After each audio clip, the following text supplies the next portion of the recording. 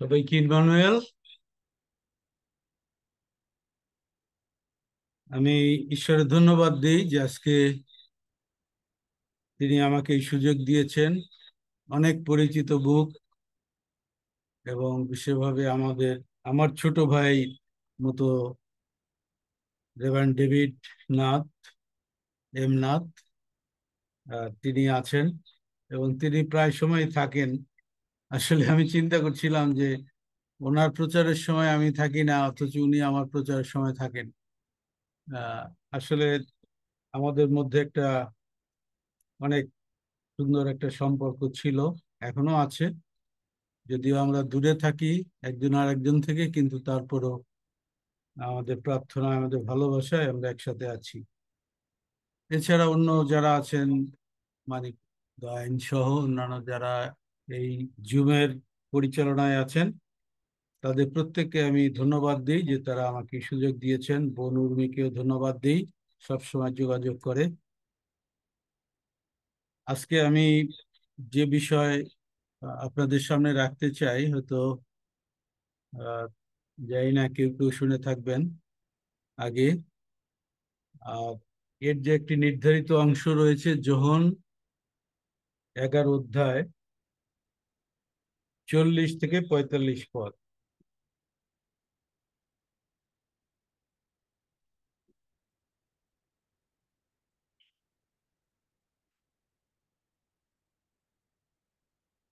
যোহন 11 অধ্যায় 40 থেকে 45 পদ। যীশু তাহাকে কহিলেন, আমি কি তোমাকে বলি নাই যে যদি বিশ্বাস করো তবে ঈশ্বরের মহিমা দেখিতে পাইবে? তখন তাহারা পাথরখান সরাইয়া ফেলিল। পরে যীশু উপরের দিকে চক্ষু তুলিয়া কহিলেন, পিত, তোমার ধন্যবাদ করি যে তুমি আমার কথা শুনিয়াছ। আর আমি জানিতাম তুমি সর্বদা আমার কথা শুনিয়া থাকো, কিন্তু এই যে সকল লোক চারিদিকে দাঁড়াইয়া আছে, ইহাদের নিমিত্তে এই কথা কহিলাম, যেন ইহারা বিশ্বাস করে যে তুমিই আমাকে প্রেরণ করিয়াছ। ইহা বলিয়া তিনি উচ্চভাবে ডাকিয়া কহিলেন, লাসার, বাহিরে আইস। তাহাতে সেই মৃত ব্যক্তি বাহিরে আসিলেন। তাহার চরণ ও হস্ত কবর বস্ত্রে বদ্ধ ছিল এবং মুখ গামছায় বাঁধা ছিল। যীশু তাহাকে কহিলেন, ইহাকে খুলিয়া দাও ও যাইতে দাও। তখন যিহুদীদের অনেকে, যাহারা মরিয়মের নিকট আসিয়াছিল এবং যীশু যাহা করিলেন দেখিয়াছিল, তাহারা তাহাতে বিশ্বাস করিল। ঈশ্বর তার বাক্যের দ্বারা আমাদের প্রত্যেককে আশীর্বাদ করুন। আজকে এই অংশ থেকে বিশেষভাবে আমি সেই 40 পদে যেখানে লেখা আছে, যদি বিশ্বাস করো তাহলে ঈশ্বরের মহিমা দেখিতে পাইবে, এবং একটি প্রশ্নের পরিপ্রেক্ষিতে এই উত্তরটি তিনি দিয়েছিলেন। এবং সেই প্রশ্নটি আমি বিশেষভাবে উল্লেখ করতে চাই যে যখন লাসারের মৃত্যু হলো, তখন তার যে দুই বোন, মার্থা এবং মরিয়ম, যিশু 4 দিন পরে আসলেন। আসার পরে এই দুই বোন ঠিক একই প্রশ্ন করেছিল, আপনি যদি থাকতেন যিশু, তাহলে মরতে আমার ভাই মরতো না। এবং তারা তাকে একটু অভিযোগের সুরে বলেছিলেন, আপনি কেন এত দেরি করলো? যিশু, তুমি কেন এত দেরি করলে? আর তখন যিশু এই কথা বলেছিলেন, আমি কি তোমাকে বলি নাই যে যদি বিশ্বাস করো তাহলে ঈশ্বরের মহিমা দেখিতে পাইবে? খ্রিস্টতে প্রিয় ভাই ভাই ও বোন, আজকে যারা উপস্থিত আছেন তাদের প্রত্যেককে আমি আমাদের পরিবারের পক্ষ থেকে আন্তরিক ভালোবাসা এবং শুভেচ্ছা জানাই। আজকে আমরা যখন আমাদের নিজেদের কথা চিন্তা করি, আমরা অবশ্যই দেখতে পাই যে অনেকবার আমরা প্রশ্ন করেছি, ঈশ্বর কেন? কেন ঈশ্বর এটি আমার জীবনে ঘটলো? এবং আমিও হয়তো এই প্রশ্ন করেছি, আমার স্ত্রী করেছে, এবং সেটি আমি একটু পরে বলছি। কিন্তু অনেক বিশ্বাসী ভাই বোনদের পরিবারেও অনেকে এই প্রশ্ন করে থাকেন যে ঈশ্বর কেন আমার পরিবারে এইরকম ঘটলো, হঠাৎ করে এইরকম অসুস্থতা, হঠাৎ করে এরকম একটা দুর্ঘটনা, একটা মৃত্যু আপনজনকে কেড়ে নিয়ে গেল। কেন ঈশ্বর? এবং ঈশ্বর যিশু যেভাবে উত্তর দিয়েছিলেন, আজকে একইভাবে ঈশ্বর হয়তো এই কথা আমাদের কাছে বলতে চান যে যদি বিশ্বাস করো তাহলে আমরা ঈশ্বরের মহিমা দেখতে পাবো। মার্থা ও মরিয়ম তারা হয়তো বুঝতে পারেননি যে যিশু আসলে কি করতে যাচ্ছিলেন, এবং দুজনেই এই কথা বলেছিলেন যে আপনি যদি থাকতেন প্রভু তাহলে আমার ভাই মরতো না। 21 পদ এবং 32 পদে আমরা বিশেষভাবে দেখতে পাই। তাদের এই কথার পিছনে যে সত্যটা লুকিয়ে ছিল, আর সেটা হলো যে প্রভু আমরা বুঝি না কেন তুমি এখানে আসতে এত দেরি করলে, অথবা তুমি যাকে এত বেশি ভালোবাসতে তাকে কেন তুমি মরতে দিলে। আর যখন তোমার উপস্থিতি আমাদের পরিবারে এই কষ্ট দুঃখ নিবারণ করতে পারতো, তবে কেন তুমি আমাদের জীবনে তা আসতে দিলে? কেন তুমি আসলে না যিশু? আর আসলেই যখন এই প্রশ্ন তারা করেছিলে, স্বাভাবিকভাবে যিশু, আমরা বুঝতে পারি যে তিনি 4 দিন দেরি করে আসলেন, যার জন্য তাদের অনেক এই প্রশ্নের মধ্যে ক্ষোভ, দুঃখ, অভিমান অনেক কিছু ছিল। কিন্তু এই পরিবারের সবাই, লাসার, তার 2 বোন, তারা যিশুকে প্রচন্ড ভালোবাসতো এবং যিশুও এই পরিবারকে প্রচন্ড ভালোবাসতেন। তারা বলছিল এখন তো অনেক দেরি হয়ে গেছে, তুমি যে আসছো, কারণ আজকে 4 দিন লাসার মারা গেছে। কিন্তু যিশু সহজভাবে সেই উত্তরটা দিয়েছিলেন, আমি কি তোমাদের বলি নাই যে যদি বিশ্বাস করো তাহলে ঈশ্বরের মহিমা দেখতে পাবে? খ্রিস্টাতি প্রিয় ভাই বোন, বাইবেলের অনেকের জীবনে আমরা দেখি যে তাদের অনেক বিশ্বাস ছিল, ঈশ্বরের প্রতি ভালোবাসা, গভীর বিশ্বাস ছিল, কিন্তু তারপরও তারা কিন্তু প্রশ্ন করেছিলেন। অনেক সময় তারা বোঝেননি যে কেন ঈশ্বর এই ঘটনা তাদের জীবনে ঘটতে দিয়েছিলেন। যদি অব্রাহামের কথা বলি, অব্রাহাম বুঝতে পারেননি ঈশ্বর কেন তার ছেলেকে উৎসর্গ করতে বা বলি দিতে বলেছিলেন। কিন্তু একটা বিষয় আমরা বুঝতে পারি যে অব্রাহামের যে ঈশ্বরের উপর নির্ভরতা এবং বিশ্বাস ছিল, সেটা অত্যন্ত গভীর। আমাদের হয়তো সেই রকম বিশ্বাসের গভীরতা নাই, এই জন্য তিনি ঈশ্বরের উপরে সম্পূর্ণ আস্থা রেখেছিলেন। আর সত্যিকার ভাবে যখন তিনি তার সেই প্রিয় পুত্রকে ফিরে পেলেন, আর তখন তিনি ঈশ্বরের মহিমা তিনি উপলব্ধি করেছিলেন।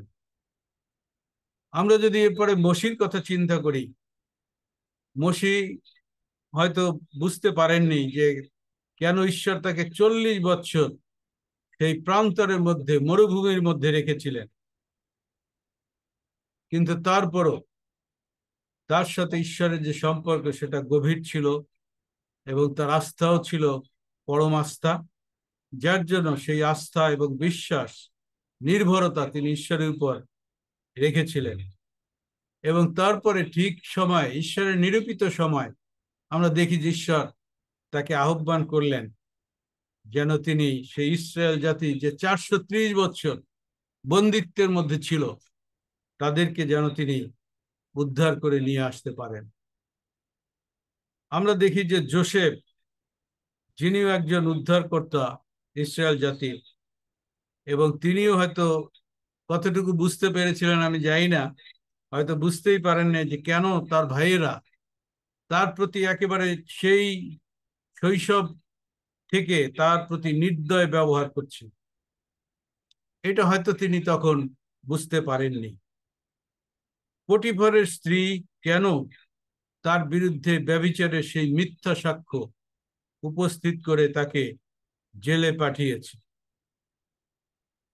এবং এইসব ঘটনা যখন তার জীবনে ঘটেছিল, তখনও কিন্তু তার ঈশ্বরের উপরে যে আস্থা এবং নির্ভরতা সেটা ছিল অনেক গভীর, এবং যার জন্য আমরা দেখি যে পরবর্তী সময় তিনি ঈশ্বরের মঙ্গল পরিকল্পনা এবং মহিমা তিনি নিজে উপলব্ধি করেছিলেন। এবং তার বাবার কথা যদি চিন্তা করি, যাকব, তিনিও বুঝতে পারেন না যে কিভাবে ঈশ্বর এই জোসেফকে নিয়ে গেলেন তার বুক খালি করে, কিন্তু শেষে তিনি সেই ঈশ্বরের মহিমা তিনি উপলব্ধি করতে পারলেন যখন তিনি তার ছেলের মুখ দেখতে পেলেন এবং মিশরের সেই রাজার পাশের যে পজিশন, সেই গভর্নরের আসনে ঈশ্বর তাকে বসিয়েছিলেন, আর তখন তিনি উপলব্ধি করেছিলেন।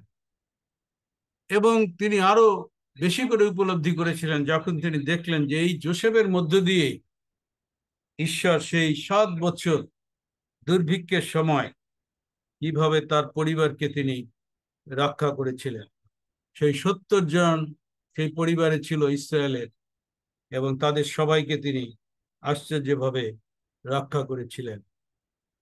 এবং যদি আমরা এই সময় আদি পুস্তক 45 অধ্যায় 7 এবং 8 পদ একটু লক্ষ্য করি, তাহলে দেখতে পাবো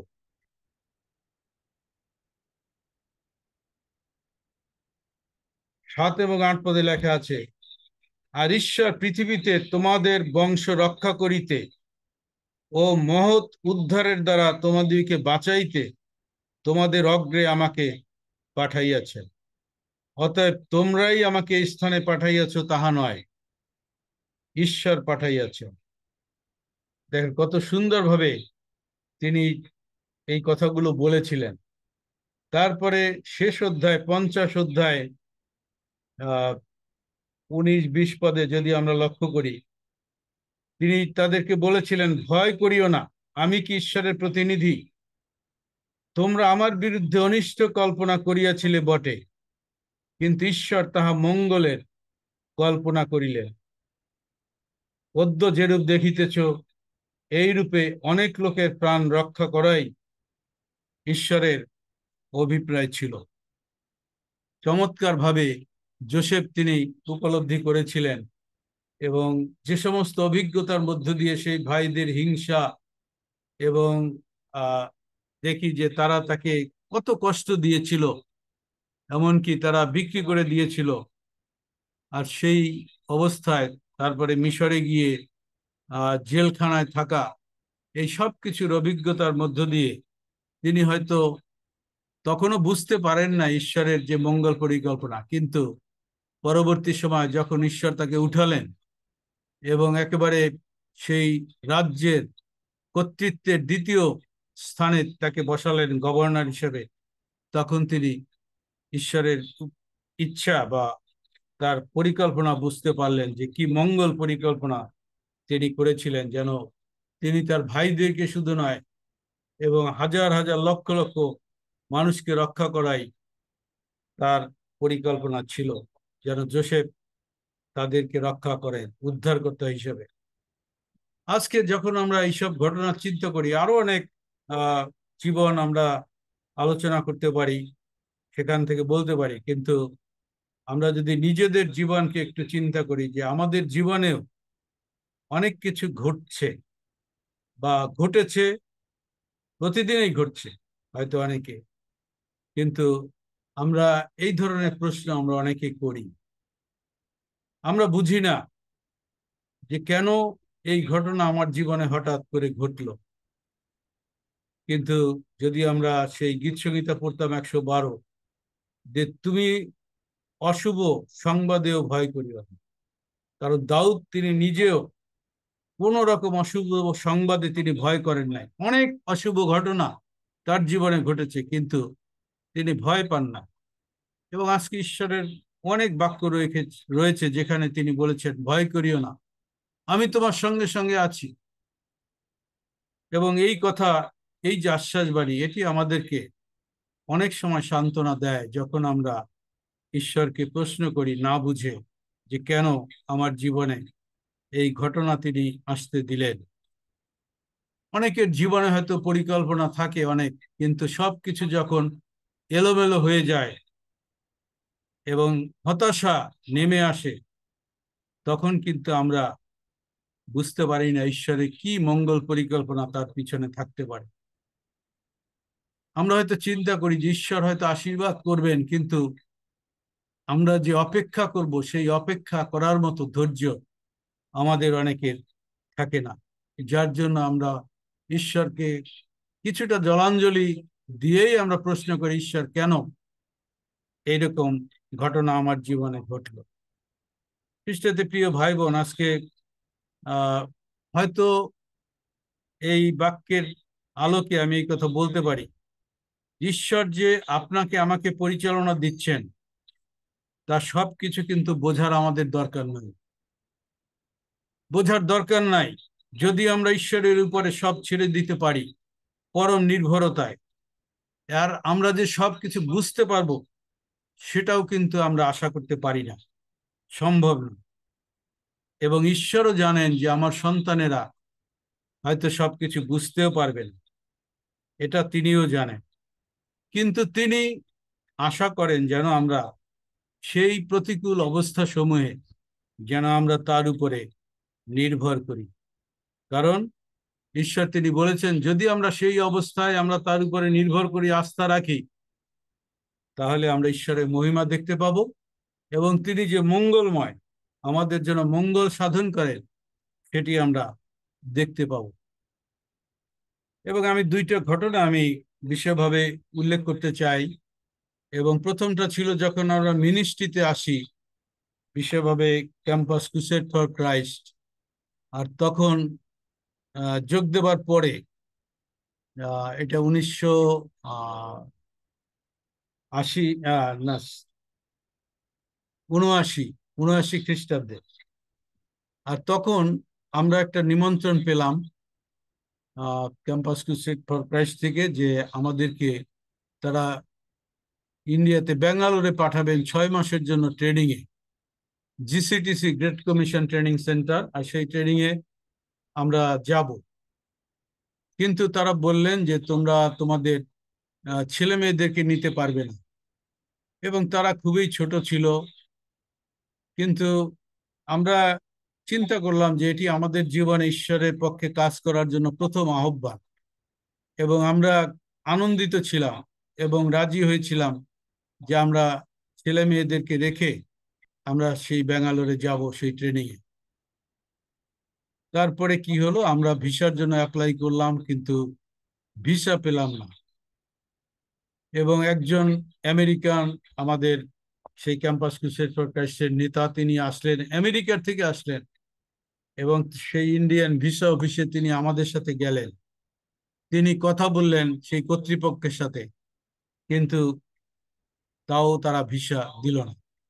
স্বাভাবিকভাবে আমাদের দুজনেরই মনটা একটু খারাপ ছিল যে আহ, আমরা এই ট্রেনিং নিতে পারবো না। ঈশ্বরের কাজের জন্য আমরা আহ্বান পেয়েছি, কিন্তু এই ট্রেনিংটা আমাদের খুবই দরকার ছিল। খুবই হতাশ ছিলাম এবং ঈশ্বরকে বলেছিলাম, ঈশ্বর কেন এরকম হলো। আহ কিন্তু সেই সময় আমরা কিছু বুঝতে পারিনি। কিন্তু মাসখানেকের মধ্যে একটা চিঠি পেলাম, আহ এশিয়া সাউথ প্যাসিফিকের যিনি ডিরেক্টর বেইলি মার্কস, তিনি সেই চিঠিটা পাঠালেন যে অ্যালভিন এবং শান্তা, তোমরা দুঃখ করো না এবং তোমরা যেতে পারোনি, কিন্তু নিশ্চয়ই এর পিছনে ঈশ্বরের মঙ্গল ইচ্ছা আছে। এবং অনেকভাবে তিনি আমাদের ঈশ্বরের বাক্য দিয়ে আমাদেরকে বুঝিয়ে তিনি সান্ত্বনা দিলেন। এবং আমরা সেই সময় ওই চিঠিতে উল্লেখ করা ছিল রোমিও 8 অধ্যায় 28 পদ, ঈশ্বর যাদেরকে আহ্বান করেন, যারা তাকে ভালোবাসে, তাদের জন্য সবকিছুই মঙ্গলার্থে একসঙ্গে ঘটিতেছে বা ঘটছে। এবং এই বাক্য তিনি সেই চিঠিতে উল্লেখ করলেন, এবং এটা আমাদের জন্য অনেক সান্ত্বনার ছিল। আর ঠিক 1 মাস পরেই আর একটা চিঠি আসলো ফিলিপাইন থেকে, এবং সেই হেড অফিস থেকে তারা আমাদেরকে নিমন্ত্রণ করলো যে এলভিন এবং শান্তা, আমরা তোমাদেরকে 1 বছরের জন্য সেই ম্যানিলায় আমরা সেই জিসিটিসি ট্রেনিং এ আমরা নিমন্ত্রণ জানাচ্ছি। এবং এবারে তোমরা তোমাদের ছেলে মেয়েদেরকেও নিয়ে আসতে পারবে। এবং দেখেন ঈশ্বর কত মানে অল্প সময়ের মধ্যে সমস্ত পরিস্থিতি তিনি পাল্টে দিলেন। আমাদের মধ্যে যে হতাশা, যে প্রশ্ন ছিল, সবকিছু ঈশ্বর দূর করে দিলেন এবং সেগুলিকে তিনি মঙ্গলে পরিণত করলেন। এবং আমরা সেই 79-এ আমরা শেষ দিকে আমরা গেলাম সেই ফিলিপাইনে, এবং আমরা সেটিই ছিল আমাদের প্রথম ঈশ্বরের পক্ষে কাজ করার জন্য ট্রেনিং, 1 বছর। এবং তিনি আমাদেরকে প্রস্তুত করলেন। এখনো আমরা বিশ্বভাবে যে আত্মজয়ের কাজ করি, সোল উইনিং ইভাঞ্জেলিজমের কাজ, সেখানে যখন আমরা আত্মা জয় করার সেই পদ্ধতি, সেটা আমরা সেই ক্যাম্পাস ক্রুসেড ফর ক্রাইস্টের যে 4 স্পিরিচুয়াল ল, 4টি আত্মিক বিধি, সেটি আমরা ব্যবহার করি। এটি আমাদের জীবনে অনেক বড় আশীর্বাদ যে এই ছোট্ট বুকলেটটি ব্যবহার করার মধ্য দিয়ে আমরা অনেক আত্মা আমরা জয় করতে পেরেছি। এবং শেষে আরেকটি ঘটনা উল্লেখ করতে চাই, আর সেটি হচ্ছে আপনারা অনেকে জানেন, এবং আমাদের ভাই ডেভিড নাথ তিনি তখন বাংলাদেশেই ছিলেন, এবং তিনি জানেন যে আমরা আমাদের সেই মেয়েকে হারিয়েছি। 24 বছর বয়স, অত্যন্ত ট্যালেন্টেড মেয়ে এবং ভালো মেয়ে। সমাজের, খ্রিস্টীয় সমাজের, আমাদের বিবিসিএফ ডিনোমিনেশনের মধ্যে আমি বলবো যে ভালো মেয়ে, যার জন্য সে সিলেকশন, তাকে সিলেক্ট করা হয়েছিল ব্যাপটিস্ট ওয়ার্ল্ড অ্যালায়েন্স কংগ্রেস সেই অস্ট্রেলিয়ায় হবে, মেলবোর্নে।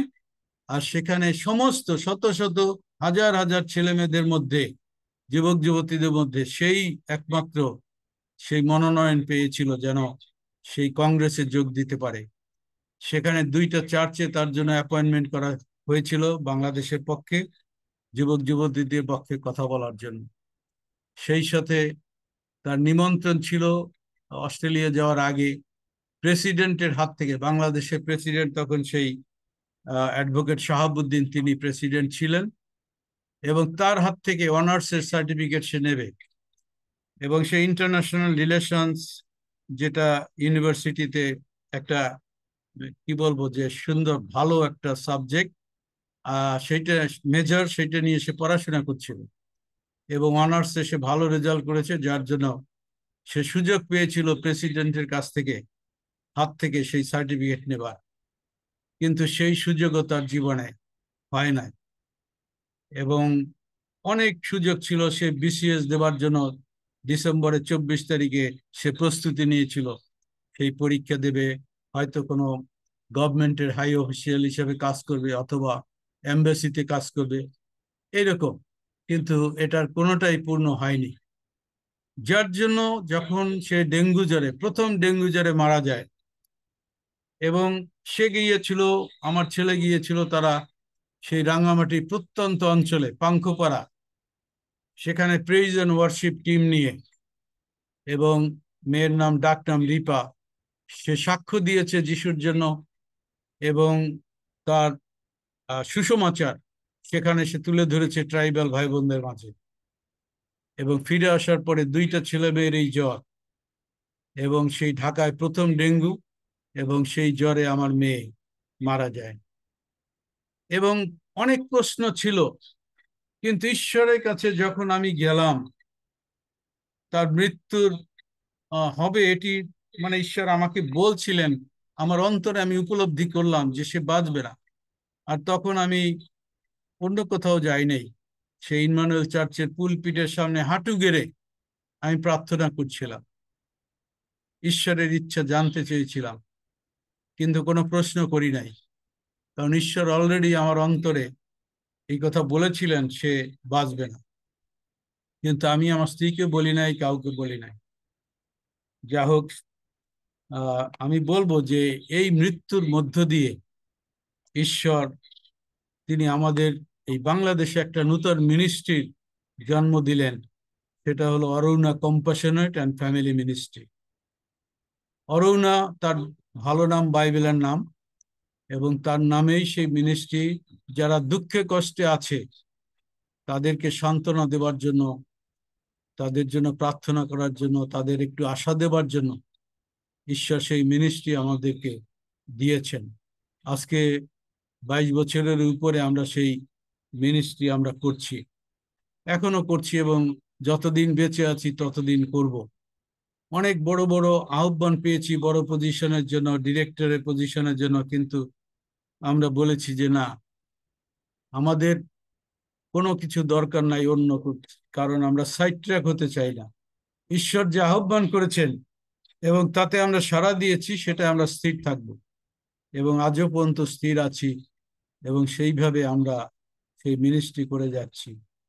এবং ঈশ্বরের এই যে পরিকল্পনা, আমরা বুঝতে পেরেছি যে রোমিও 8:28 জিরোমিও 29:11, যেখানে লেখা আছে যে আমি তোমাদের জন্য যে সংকল্প করিয়াছি তাহা অমঙ্গলের নয়, কিন্তু মঙ্গলের সংকল্প, তোমাদিগকে শেষ ফল এবং আশা সিদ্ধি দিবার সংকল্প।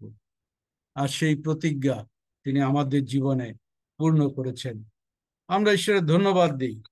এবং এই যে আজকের যে মূল বিষয় ছিল যে ঈশ্বর কেন, এবং এটি কিন্তু আমাদের জীবনের প্রায়ই একটা আহ ঈশ্বরের উদ্দেশ্যে আমাদের একটা প্রশ্ন আমরা করি, যে কেন ঈশ্বর এই ঘটনা তুমি অ্যালাউ করলে, কেন আমার জীবনে আসতে দিলে। কিন্তু আমরা যদি ঈশ্বরের মঙ্গল পরিকল্পনার কথা চিন্তা করি, তাহলে কিন্তু সেই সময় আমরা ঈশ্বরের উপরে পরম আস্থা এবং নির্ভরতা আমরা রাখতে পারবো। এবং যারা প্রভুর উপরে নির্ভর করে তারা কখনো লজ্জিত হয় না, এবং তারা শেষ ফল দেখবে, এবং যেটা অনেক অনেক আশীর্বাদজনক ফল। ঈশ্বর তার বাক্যের মধ্য দিয়ে আজকে আমাদের প্রত্যেককে আশীর্বাদ করুন। আমরা অনেক সময় দুর্বল হই, হতাশ হই, কিন্তু ঈশ্বরের বাক্যের আলোকে আসুন আমরা সকল অবস্থায় যেন ঈশ্বরের উপরে 100% নির্ভর রাখি, কারণ তিনি he is worthy to be trusted. তার উপরে আমরা নির্ভর করতে পারি, কারণ তিনি নির্ভরযোগ্য। ঈশ্বর তার বাক্যের মধ্য দিয়ে আমাদের সবাইকে আশীর্বাদ করুন। ধন্যবাদ। আমেন। ইমানুয়েল।